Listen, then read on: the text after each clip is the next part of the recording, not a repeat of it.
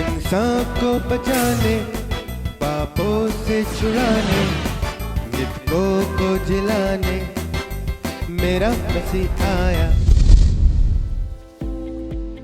हमारे संसार में 8 लाख लोग प्रतिवर्ष आत्महत्या का शिकार होते हैं। इसके पीछे उनकी मानसिकता होती है। अतीत के अपराध, उनसे कैसे मुक्ति मिलेगी?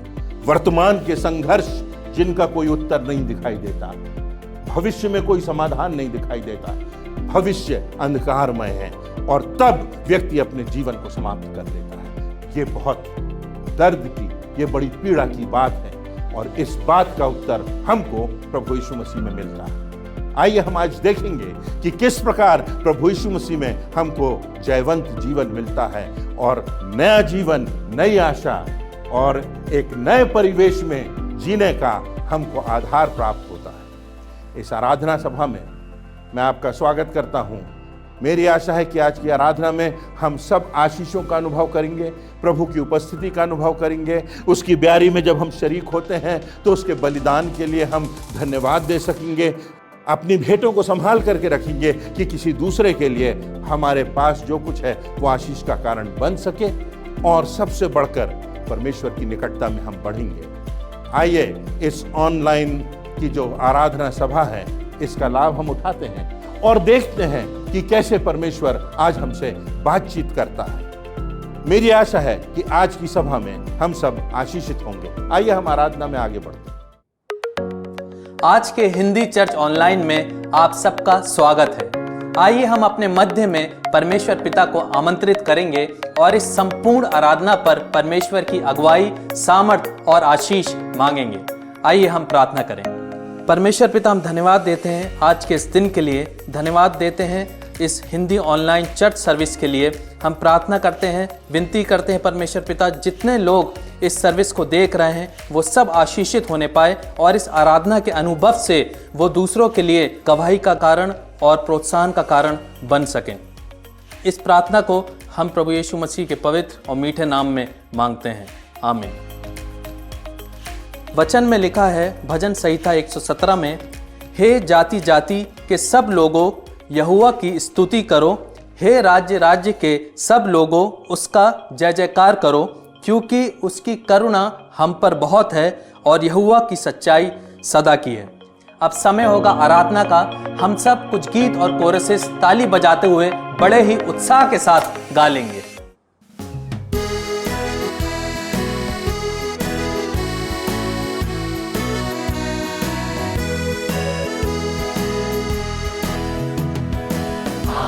यहोवा के लिए ऊंचे स्वर से गाएं, अपनी मुक्ति की चट्टान का जय जयकार करें। आओ हम यहोवा के लिए ऊंचे स्वर से गाएं, अपनी मुक्ति की चट्टान का जयकार करें। धन्यवाद करते हुए उसके संग हो खाएं, धन्यवाद करते हुए उसके संग हो खाएं, भजन गाते हुए उसका जय जयकार करें। यहोवा के लिए ऊंचे स्वर से गाएं, अपनी मुक्ति की चट्टान का जय जयकार करें, क्योंकि वो हमारा परमेश्वर है, क्योंकि वो हमारा परमेश्वर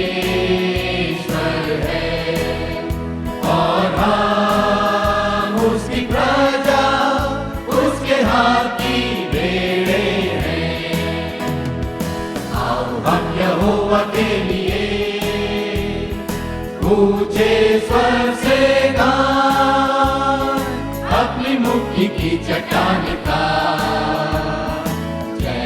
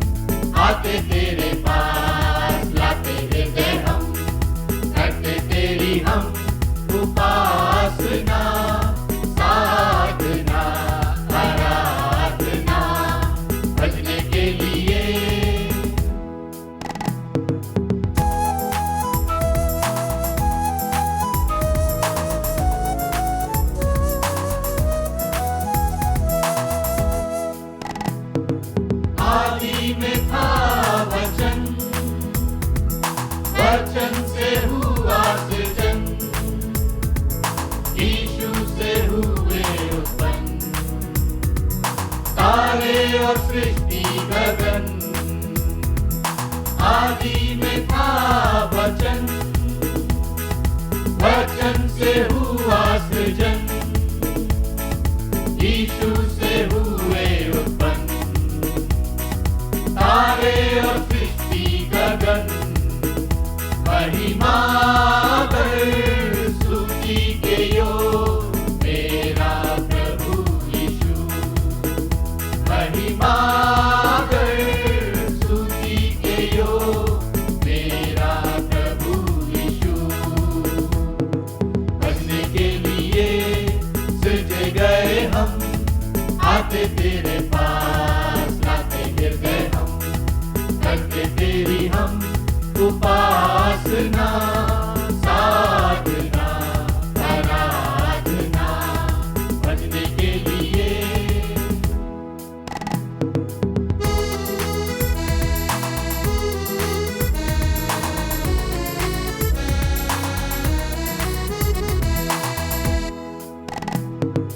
कुछ भी हमारा नहीं, सांसें ये हृदय ये मन, यीशु से हमको मिला उद्धार अनंत जीवन। कुछ भी हमारा नहीं, सांसें ये हृदय ये मन, यीशु से हमको मिला उद्धार अनंत जीवन। तेरी दया बनी रहे मेरे प्रभु यीशु, तेरी दया बनी रहे मेरे प्रभु यीशु। बचने के लिए सृजे गए हम, आते तेरे पास, लाते हृदय हम, करते तेरी हम उपासना, साधना, आराधना, भजने के लिए, भजने के लिए, भजने के लिए। पिछले दिनों हमारे देश के समाचार में एक विशिष्ट घटना छाई रही। सुविख्यात अभिनेता सुशांत सिंह राजपूत ने, जिनकी उम्र मात्र 34 वर्ष की थी, उन्होंने आत्महत्या कर ली। उसी के ठीक 4 दिन पहले उनकी मैनेजर ने आत्महत्या की थी। उनकी आत्महत्या करने के बाद खबर आई कि बरेली में एक 10वीं कक्षा के छात्र ने सुसाइड कर लिया, आत्महत्या कर ली, जो कि सुशांत सिंह राजपूत का फैन था। और उसने एक सेंटेंस उस स्थान पर लिखा हुआ छोड़ दिया आत्महत्या करने के पहले, if he can do it why I can't. अगर वो कर सकता है तो फिर मैं क्यों नहीं कर सकता। उस उदाहरण को रख के सामने एक 10वीं क्लास का बच्चा आत्महत्या कर लेता है। क्या कारण होता है? जीवन में जब ऐसा लगता है कि कोई रास्ता नहीं, जीवन में ऐसा लगता है कि कोई उपाय नहीं, जीवन में लगता है कि इतना अकेलापन है कि कोई अपना है नहीं, जीवन में हमारे स्वप्नों के महल टूट जाते हैं, जिंदगी में संघर्ष आते हैं और हमको लगता है कि अब कुछ बचा नहीं, जिंदगी में कोई सार्थकता नहीं है, जिंदगी का कोई आधार नहीं है, जिंदगी का कोई उद्देश्य नहीं है और सबसे बढ़कर जिंदगी में कोई आशा नहीं है, तो व्यक्ति सोचता है कि ऐसा जीवन जीने का क्या अर्थ, और अपने जीवन को समाप्त कर लेता है। आत्महत्या एक गंभीर पाप है, क्योंकि जिंदगी देने का और जिंदगी लेने का अधिकार केवल और केवल परमेश्वर को है। उस विषय पर हम कभी और चर्चा करेंगे और विस्तार से जाएंगे और बाइबल में उन घटनाओं को देखते हुए उनकी चर्चा को आगे बढ़ाएंगे। परंतु यदि हम देखें तो 3 प्रमुख कारण सामने आते हैं जो आत्महत्या के लिए किसी भी व्यक्ति को प्रेरित करते हैं। इस बात को ध्यान में रखना कि आज संसार में आशाहीन स्थिति है, आज संसार में अकेलापन है, आज संसार में हमको लगता है कि हम चारों तरफ समस्याओं से घिरे हुए हैं। द हिंदू जो न्यूज़पेपर है और विख्यात और बहुत ही विश्वसनीय न्यूज़पेपर है, उस एजेंसी के अनुसार बताया गया है कि 28 छात्र प्रतिदिन आत्महत्या करते हैं।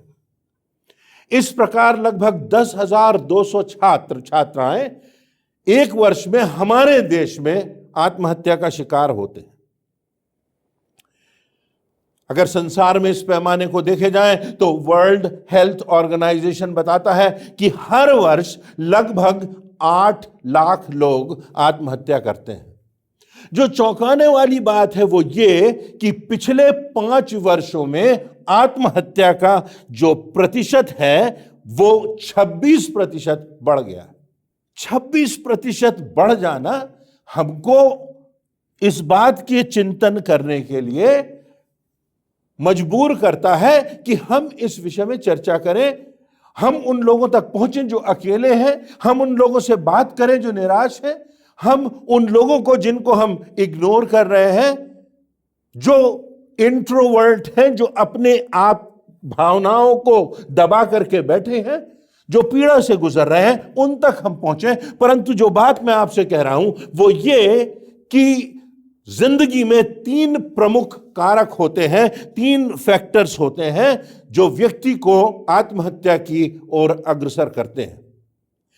3 फैक्टर्स में पहली बात जो है वो अतीत का बोझ, अतीत की ग्लानि, जो गलतियां हमने की, कोई बात हमसे ऐसी हो गई जिसके लिए हम खुद को क्षमा नहीं कर पा रहे हैं, कुछ गलत हो गया जिससे हम स्वयं संघर्ष कर रहे हैं और उबर नहीं पा रहे हैं। ये अतीत का बोझ, अतीत की ग्लानि हमसे अब अतीत के पापों का सहन नहीं होता। वो जो अतीत की पीड़ा जो हमारे मानस पटल पर है उससे हम संघर्ष करने में सक्षम नहीं होते और व्यक्ति उस पीड़ा को बर्दाश्त नहीं कर पाता। दूसरा एक और कारक है वो वर्तमान जीवन के संघर्ष, जिसकी चर्चा मैंने अभी आपसे की। जीवन में अकेलापन है, जीवन में निराशा है, जीवन में नकारात्मक परिस्थितियां हैं, जीवन में नकारात्मक लोग हैं, जीवन में जो कुछ हम देखते हैं, जो हम टेलीविजन पर सुनते हैं, जिन घटनाओं को हम अपने आसपास होते देखते हैं, जिस महामारी से के दौर से सारा संसार गुजर रहा है और कुछ वर्षों के बाद फिर कोई महामारी आती है, फिर कोई भयानक रोग आता है। ये वर्तमान जीवन के संघर्ष व्यक्ति को इतना विचलित कर देते हैं कि कोई रास्ता नहीं दिखाई देता। और तीसरी बात कि भविष्य की अनिश्चितता। व्यक्ति को जब ये लगने लगे कि मेरे जीवन का कोई मूल्य नहीं है, मेरे जीवन का कोई अर्थ नहीं है, मेरे जीवन कि किसी के जीवन में कोई महत्ता नहीं है, कोई स्वीकार्यता नहीं है, तो फिर ये जो भविष्य की अनिश्चितता का एहसास है कि आगे क्या होगा, मुझसे ये गलती हुई है, मैंने ये पाप किया है, आगे इसके कौन से परिणाम मुझे भुगतना पड़ेंगे, और उनसे भयभीत होकर, उनके उत्तर ना पाकर, उनसे उलझकर व्यक्ति आत्महत्या कर लेता है।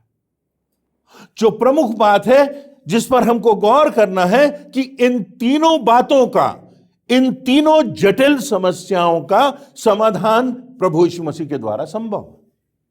मैं फिर से कहता हूं कि चाहे अतीत की ग्लानि का बोझ हो, वो अपराधों का बोझ हो, या वर्तमान के जीवन के संघर्ष हो और भविष्य की अनिश्चितता हो, इन तीनों मुद्दों का समाधान प्रभु यीशु मसीह में संभव है। इस बात की निश्चितता हमको है। परमेश्वर का वचन हमको इस बात की निश्चितता देता है। और आज हम संक्षिप्त में इन्हीं बातों पर चर्चा करेंगे। पहली बात, अतीत की ग्लानि से प्रभु यीशु मसीह हमको मुक्ति देता है। परमेश्वर की एक योजना है, मानव के उद्धार की योजना है, इस जीवन को सार्थक बनाने की योजना है, और इस जीवन के पार हमको अनंत जीवन देने की योजना है। अतीत में कोई हमारे जा नहीं सकता। यह एक ऐसी समस्या है जिसका समाधान किसी डॉक्टर के पास नहीं है, जिसका समाधान किसी वैज्ञानिक के पास नहीं है, जिसका समाधान किसी राष्ट्रपति के पास, किसी सेना के पास, किसी हमारी योग्यता में, किसी भी धन दौलत सोना चांदी संपत्ति में इस बात का समाधान है ही नहीं कि कोई हमारे अतीत को जा करके धो दे, हमारे अतीत को सुधार दे। कई बार प्रश्न किया जाता है, टेलीविजन के प्रोग्राम में आपने देखा होगा कि अगर एक घटना जो आपने अतीत में की है, वो कौन सी घटना है कि आपको लगता है कि काश वो हम नहीं कर पाते, काश हमने ऐसा ना किया होता, काश हमने अपने प्रिय के साथ इस प्रकार का दुर्व्यवहार ना किया होता, काश हमने इस प्रकार से माता पिता के दिल को चोट ना पहुंचाई होती, काश हमने ये शब्द ना कहे होते, काश हमने जीवन में किसी के साथ अन्याय ना किया होता। कोई ना कोई अतीत के जो धब्बे हैं ये हमारी आत्मा में लगे हुए हैं और इनका समाधान इस संसार में किसी के पास नहीं। परंतु परमेश्वर की योजना है।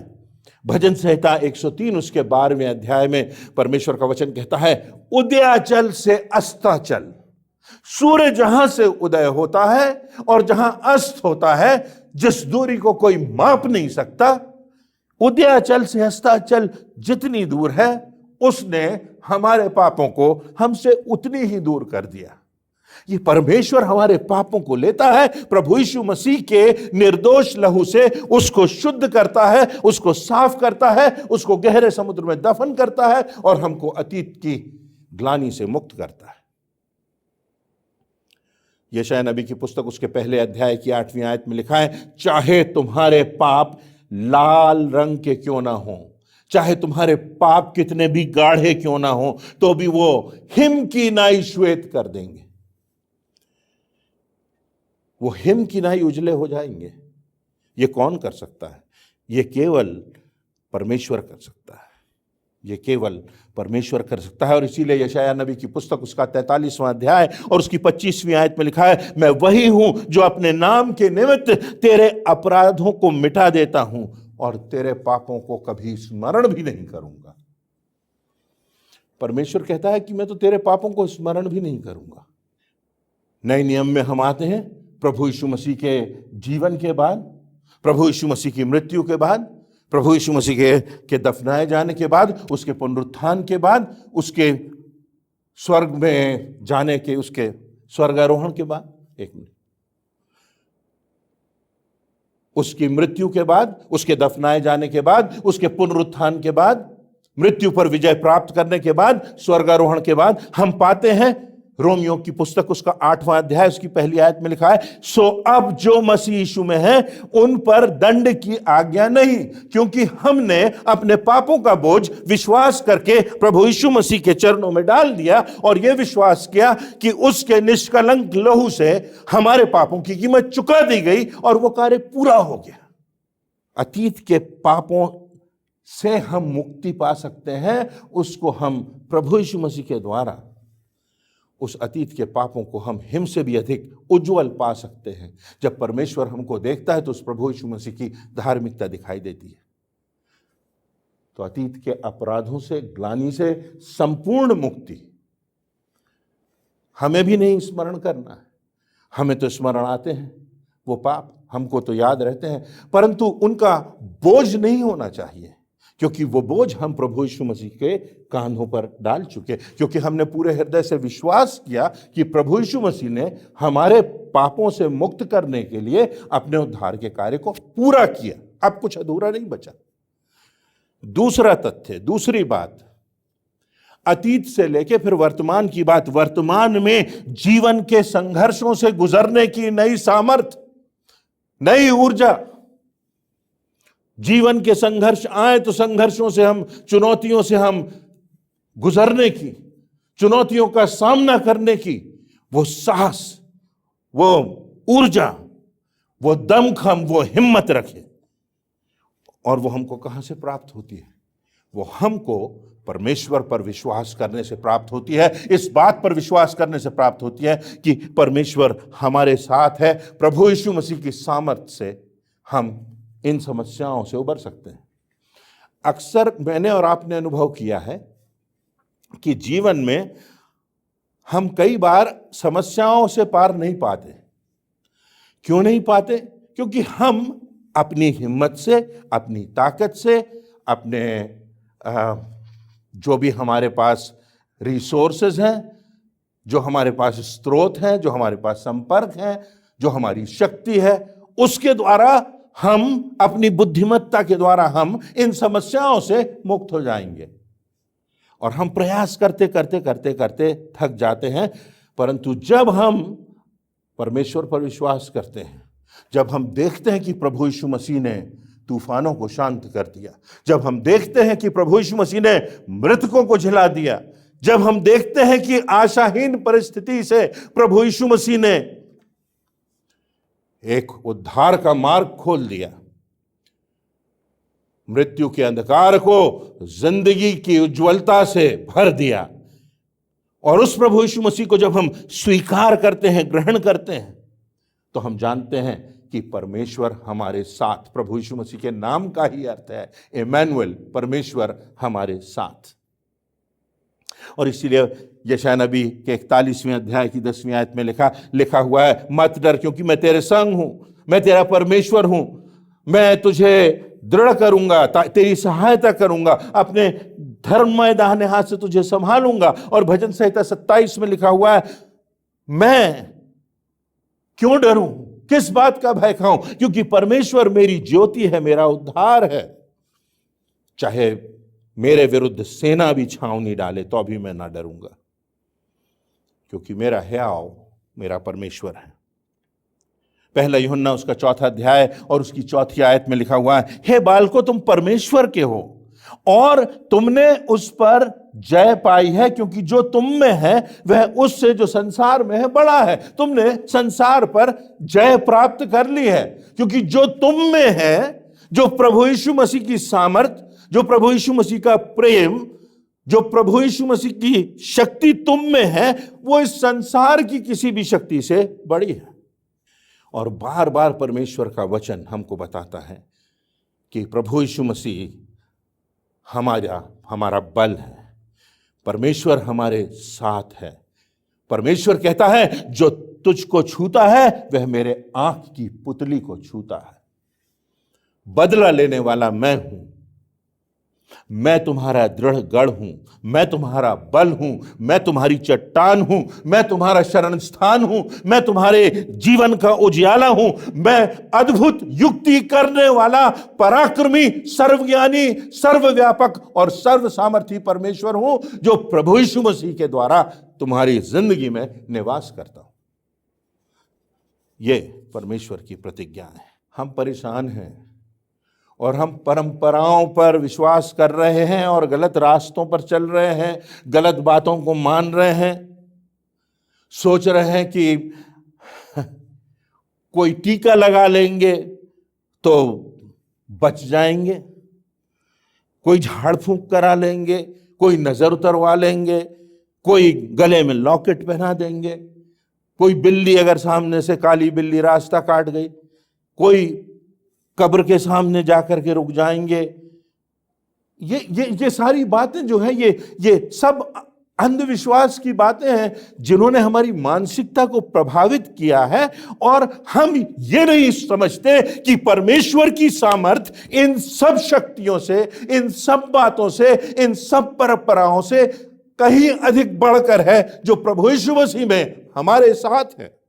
और ये सामर्थ ही हमको इस संसार में विजयी बनाती है। जो तुम में है वो जयवंत से भी बढ़कर है, जो तुम में है वो इस संसार में जो है उससे कहीं अधिक बढ़कर है। और इसीलिए हम प्रार्थना के द्वारा, विश्वास के द्वारा, एक दृढ़ आशा के द्वारा जिंदगी में आगे बढ़ते जाते हैं। तो हमने देखा प्रभु यीशु मसीह में हमको अतीत के ग्लानि से, अतीत के अपराधों से मुक्ति है, वर्तमान के संघर्षों में हमें सामर्थ्य मिलती है, और तीसरी और अंतिम बात कि भविष्य की अनिश्चितता। भविष्य में क्या होगा, कई लोगों को इसका भय होता है।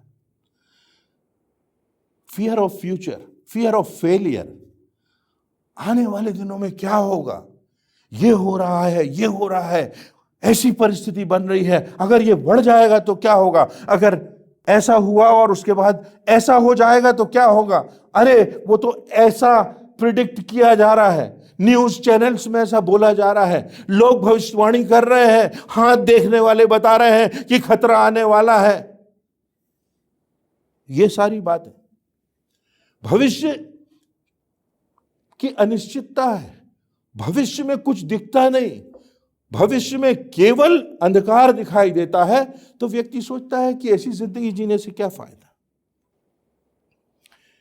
यूहन्ना रचित सुसमाचार उसके 11वें अध्याय की 25वीं और 26वीं आयतों में प्रभु यीशु मसीह ने कहा, पुनरुत्थान और जीवन मैं ही हूं, जो कोई मुझ पर विश्वास करता है यदि मर भी जाए तो भी जिएगा, और जो जीवता है और मुझ पर विश्वास करता है वह अनंत काल तक ना मरेगा।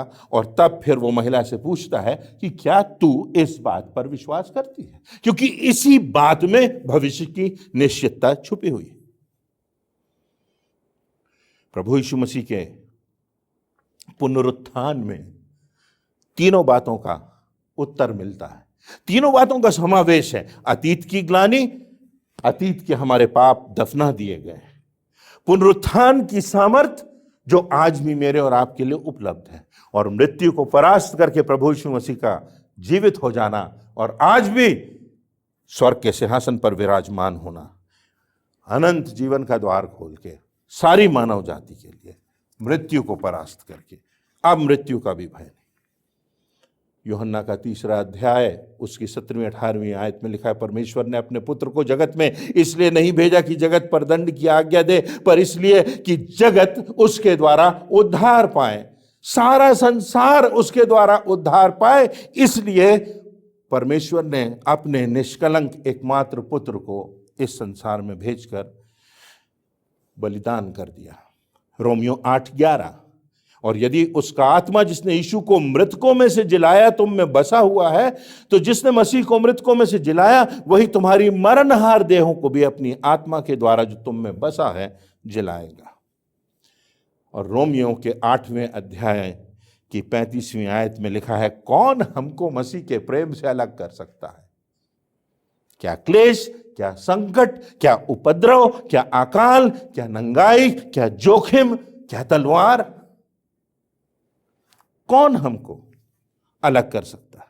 और फिर आगे लिखा हुआ, क्योंकि मैं निश्चय जानता हूं कि ना मृत्यु, ना जीवन, ना स्वर्गदूत, ना प्रधानताएं, ना वर्तमान, ना भविष्य, ना सामर्थ, ना ऊंचाई, ना गहराई, ना और कोई सृष्टि हमें परमेश्वर के प्रेम से जो हमारे प्रभु यीशु मसीह में है हमको अलग कर सकेगी।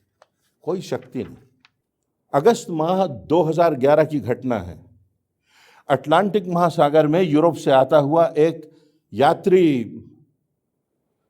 हवाई जहाज जिसमें 240 यात्री थे, तूफान में फंस गया, भटक गया और बहुत कठिन परिस्थिति में आ गया। वहां पर एक लड़का जिसकी उम्र 12 वर्ष की थी वो बैठा हुआ था। सब यात्री परेशान हैं क्योंकि टर्बुलेंस है, हवाई जहाज हिल रहा है, ऐसा लगता है कि बहुत तेज तूफान है, बचेंगे नहीं, गिरने पर हैं, ध्वस्त होने पर हैं, मृत्यु निकट है। और ये 12 वर्ष का लड़का बैठ करके आराम से मुस्कुरा रहा है। आसपास के लोग उसे कहते, क्या बात है, हम लोग सब घबराए हुए हैं, देखो कैसा तहलका मचा हुआ है, तू आराम से बैठा। क्या तू जानता नहीं कि किस संघर्ष से, किस कठिनाई से, किस तूफान से हम गुजर रहे हैं? तुझे चिंता नहीं है, तुझे कोई घबराहट नहीं है। वो बच्चा मासूमियत से देखता है और बड़ा खूबसूरत सा जवाब देता है। वो कहता है कि तूफानों का एहसास तो मैं कर रहा हूं, तूफान तो है, पर मैं पायलट को जानता हूं क्योंकि वो पायलट मेरा पिता है, और मैं जानता हूं कि ऐसे तूफानों से निकालने की युक्ति मेरा पिता जानता है। वो हवाई जहाज सुरक्षित अपने गंतव्य स्थान पर लैंड कर जाता है। तूफानों को तो मैं नहीं जानता, पर उसको जानता हूं जिसके हाथ में, जिसके नियंत्रण में ये तूफान है। उस परमेश्वर को हम जानते हैं। यूरोप की घटना है। एक बहुत बड़ी बिल्डिंग थी, शायद 4 मंजिला बिल्डिंग थी, उसमें आग लग गई।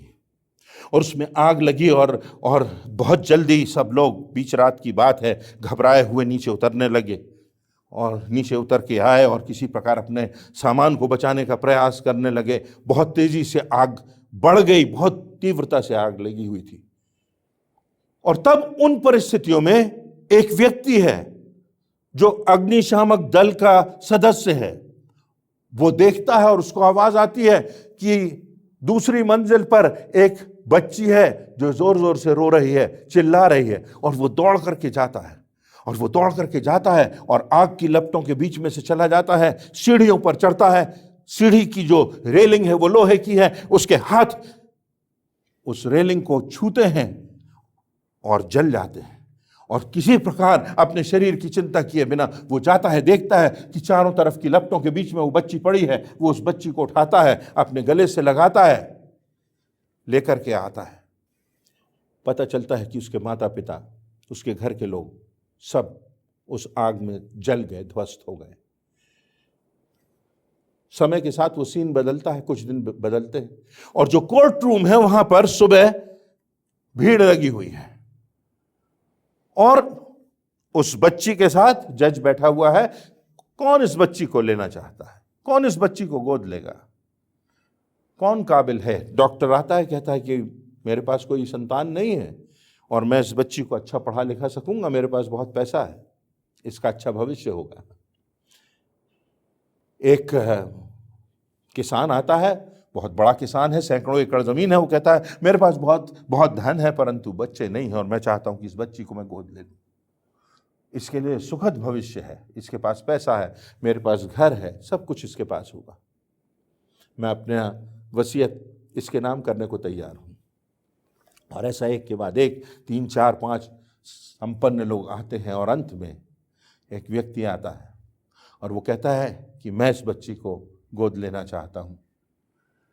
जज कहता है कि कोई कारण है?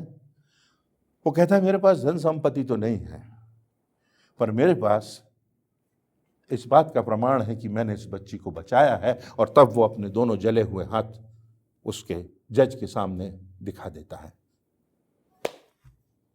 वो बताता है कि इस प्रकार उसने उस बच्ची को बचाया और इसलिए उसको अधिकार है कि वो बच्ची को गोद ले ले। प्रभु यीशु मसीह के हाथ, क्रूस पर उसका बलिदान, वो चित्र, वो ऐतिहासिक तथ्य, वो ऐतिहासिक सत्य आज हमारे सामने, वो हमको अपनी बाहों में लेकर के बचाना चाहता है। हमारी जिंदगी बहुमूल्य है क्योंकि हमारी जिंदगी बचाने के लिए उसने क्रूस पर अपनी जान दी। उसने अपमान सहा, उसने तिरस्कार सहा, उसने हर प्रकार की पीड़ा सही। क्या मैं और आप उस प्रभु यीशु मसीह के बलिदान की कीमत जानते हैं? क्या मैं और आप जो लोह उसने मेरे और आपके पाप मोचन के लिए बहाया, उसकी बहुमूल्यता को समझते हैं? यदि हां, तो फिर आप प्रभु यीशु मसीह के आमंत्रण को स्वीकार कीजिए।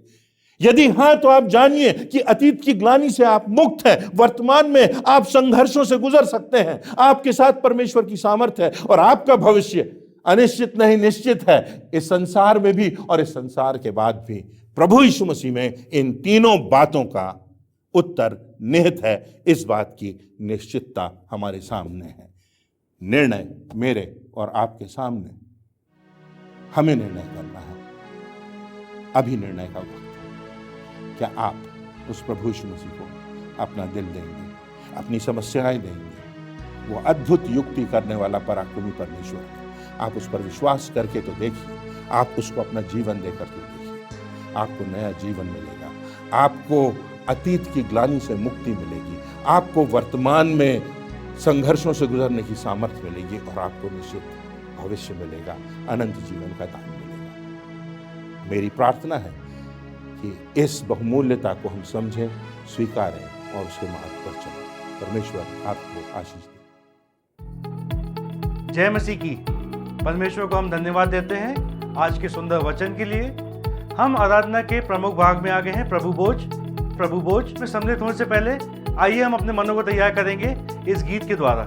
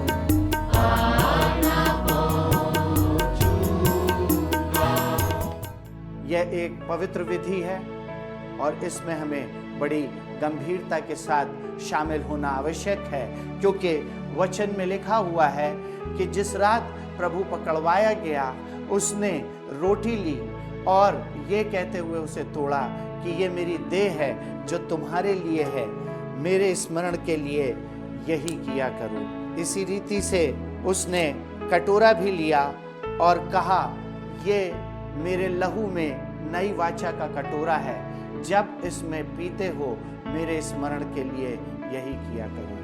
क्योंकि जब जब तुम इस रोटी में से खाते और इस कटोरे में से पीते हो तो जब तक प्रभु ना आए तब तक उसकी मृत्यु और उसके पुनरुत्थान का प्रचार करते हो। आइए हम इस रोटी पर और इस दाखरस पर परमेश्वर की आशीष मांगें। महिमा के सिंहासन पर विराजमान स्वर्गीय पिता परमेश्वर, धन्यवाद देते हैं आपके पुत्र हमारे उद्धारकर्ता प्रभु यीशु मसीह के अद्भुत बलिदान के लिए, उसकी देह के तोड़े जाने और उसके रक्त के बहाए जाने के लिए, जिसके के द्वारा हमारे पापों से हमारे पापों की क्षमा मिल सकी, हमारे पापों से हमें उद्धार मिलने वाला हो सका। पिता परमेश्वर, हम बड़ी दीनता और नम्रता के साथ इस आमंत्रण को स्वीकार करते हैं, इस मेज में हाथ डालते हैं और पिता परमेश्वर चाहते हैं कि हमको ऐसी समझ दें, ऐसा मार्गदर्शन दें कि हम आपके बेटे प्रभु यीशु मसीह के अनुयायी हो सके, उसके पथ का अनुगमन कर सकें, ताकि अपने उद्धार को किसी रीति से खोने वाले ना ठहरें। बड़ी दीनता, नम्रता और धन्यवाद के साथ इस मेज में हम शामिल होते हैं और अपनी विनती को आपके प्यारे पुत्र हमारे एकमात्र जीवित उद्धारकर्ता प्रभु यीशु मसीह के नाम से मांगते हैं, आमीन। प्रभु का आमंत्रण है, प्रभु की मेज तैयार है। आइए हम सब एक साथ मिलकर प्रभु की इस ब्यारी में शामिल हों।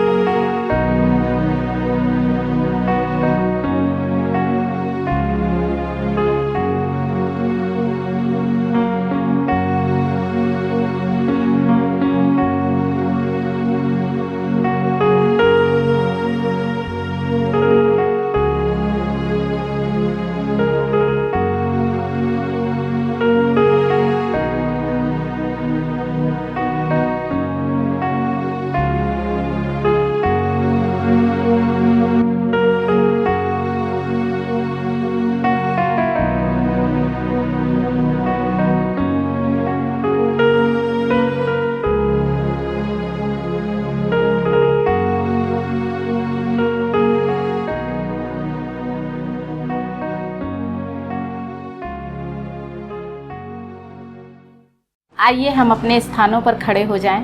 हम अंतिम प्रार्थना में जाएंगे। इसके बाद हम प्रार्थना के रूप में एक कोरस गा लेंगे। उसके पश्चात हम परमेश्वर पिता की आशीष को ग्रहण करके अपनी आराधना को समाप्त करेंगे। आइए हम दुआ करें। पिता परमेश्वर, आज के इस हिंदी ऑनलाइन चर्च के द्वारा प्यारे खुदा बाप, निश्चय ही प्यारे प्रभु, आपने हम सबों से बातचीत की और आपकी आशीष हम पर बनी रही। हम आपका हृदय से धन्यवाद करते प्यारे पिता परमेश्वर।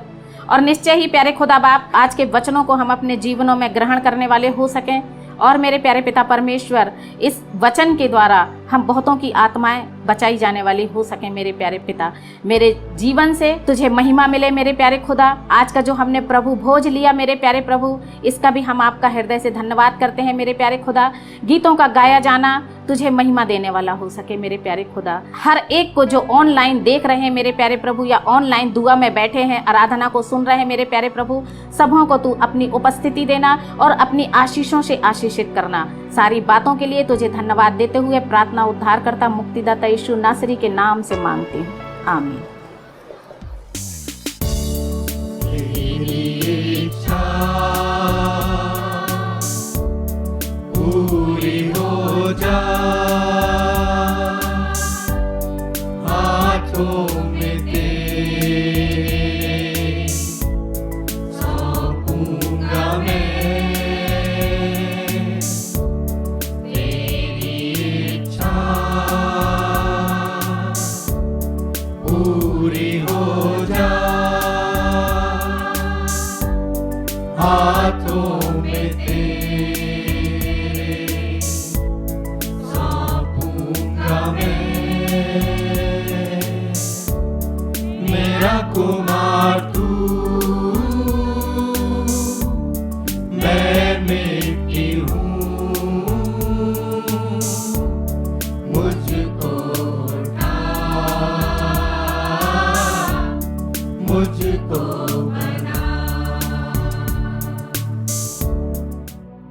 आइए हम परमेश्वर की आशीष ग्रहण करें। अब हमारे परमेश्वर पिता का प्रेम, प्रभु यीशु ख्रीष्ट का अनुग्रह और पवित्र आत्मा की शांति और सहभागिता हम में से प्रत्येक विश्वासी के साथ आज से लेकर अनंत काल लो बनी रहे। आमीन।